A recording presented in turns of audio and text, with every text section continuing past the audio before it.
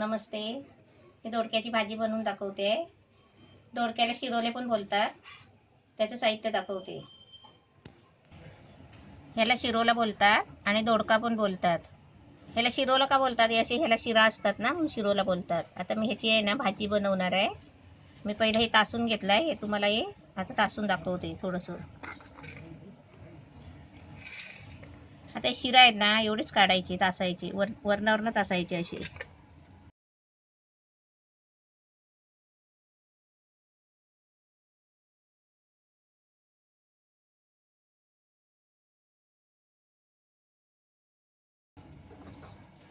असे वरचे आहे ना शिरा काढून घ्यायची. आता याच्यामध्ये आहे ना मी काहीतरी कडधान्य टाकून भाजी बनवणार आहे. ते तुम्हाला मी नंतर दाखवते. हे शिरोले आहेत, मी तुम्हाला दाखवले शिरोले तासताना, म्हणजे साल काढून दाखवली आहे. आणि आता ह्याच्यासाठी आहे ना, म्हणजे त्याला शिरोले पण बोलतात आणि दोडका पण बोलतात. आता त्याच्यामध्ये आहे ना मी हे मूग टाकणार आहे. म्हणजे आपण आहे ना त्याच्यामध्ये कोणतं पण असं कडधान्य म्हणजे लवकर शिजतं ना ते टाकू शकता. म्हणजे मूग टाकायची, चण्याची डाळ टाकायची, असं म्हणजे काही तुम्ही टाकू शकता कडधान्य, म्हणजे ती भाजी पण वाढते जरा. हे मूग घेतले आहे 1 वाटी. हे खोबरं आहे अर्धी वाटी. हा कांदा आहे मोठा 1 घेतलाय. हे मीठ घ्यायचं आहे चवीपुरतं. हे 3-4 चमचे तेल घ्यायचं आहे. हे मसाला आहे, मिरची मसाला आहे, घरातलाच आहे, कोकणी मसाला. हळद आहे आणि अद्रक लसूण आहे ना बारीक चिचून घेतली आहे. आता मी पहिला आहे ना गॅस पेटवते आणि तुम्हाला दाखवते. आता मी आहे ना टोपामध्ये टोप ठेवलाय, त्याच्यामध्ये पहिलं तेल टाकते. आता त्याच्यामध्ये हा कांदा टाकते.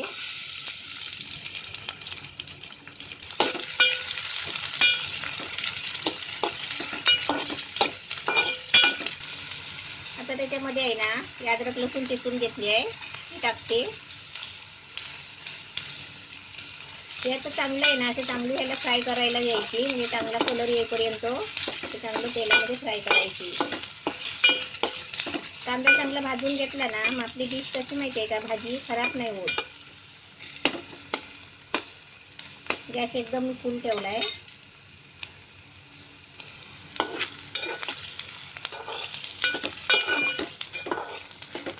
आता कांदा लसूण अद्रक मस्त फ्राय झाली आहे. आता याच्यामध्ये आहे ना मी आता हे मूग टाकते. मूग असं आहे ना स्वच्छ धुवून घ्यायचे.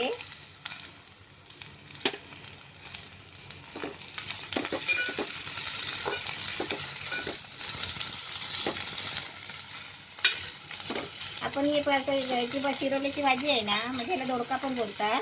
याची भाजी तुम्ही अशीच पण करू शकता कडधान्य न टाकता. आता त्याच्यामध्ये आहे ना ही भाजी टाकते.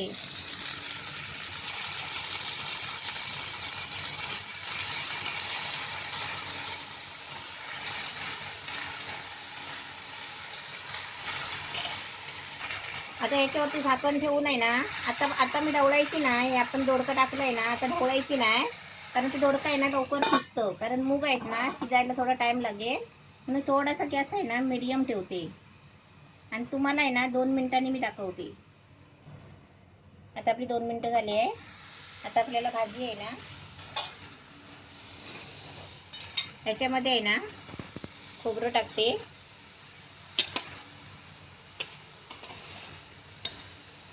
चवीपुरतं मीठ टाकायचं.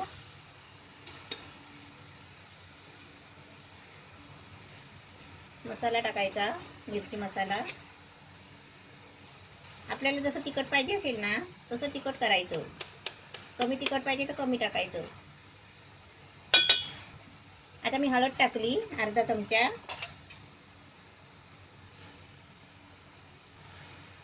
आता आपल्या घरामध्ये कोणाला ब्लड प्रेशर वगैरे असेल ना, बीपीचा त्रास वगैरे असेल ना, ज्यांना बीपीचा त्रास असेल ना त्यांना मीठ नाही टाकायचं जास्त, कारण मिठामुळे आहे ना पायाला सूज वगैरे येते. आता याच्यामध्ये आहे ना थोडं पाणी टाकते आणि शिजायला ठेवते.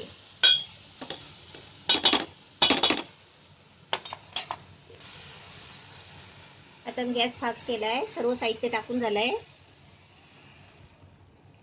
असं थोडं पाणी टाकायचं भाजीच्या बरोबर असं खाली आणि त्याच्यावर झाकण मारायचं. गॅस फुल एकदम गॅस ठेवायचा. गॅस एकदम आता फुल करायचा आणि झाकण मारून आहे ना 3-4 मिनिटं आपण भाजी झाकून ठेवायची. नंतर मी दाखवते. 5 मिनिटं झाले झाकण ठेवून. आता बघूया आपण. एकदम मस्त भाजी झाली आहे. आपले मूग शिजले का बघायचे, कारण भाजी आहे ना शिजली काय बघताना आपण त्यातलं एक वस्तू उचलायची दाणा आणि हाताने दाबून बघायचा शिजला काय नाही. आता मस्त छान झाली आहे. आता थोडा आहे ना गॅस मिडियम करते आणि थोडी वाफेला लावते 2-3 मिनिटं.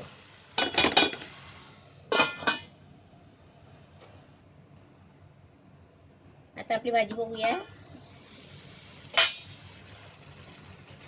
एकदम मस्त छान झाली आहे. सुकले एकदम. अशा भाज्या सुकून घ्यायच्या चांगल्या, कारण त्या राहतात पण चांगल्या, म्हणजे सकाळी बनवल्या तर संध्याकाळपर्यंत चांगल्या भाज्या राहतात. एकदम मस्त झाली आहे. आता मी गॅस बंद करते, तुम्हाला काढून दाखवते.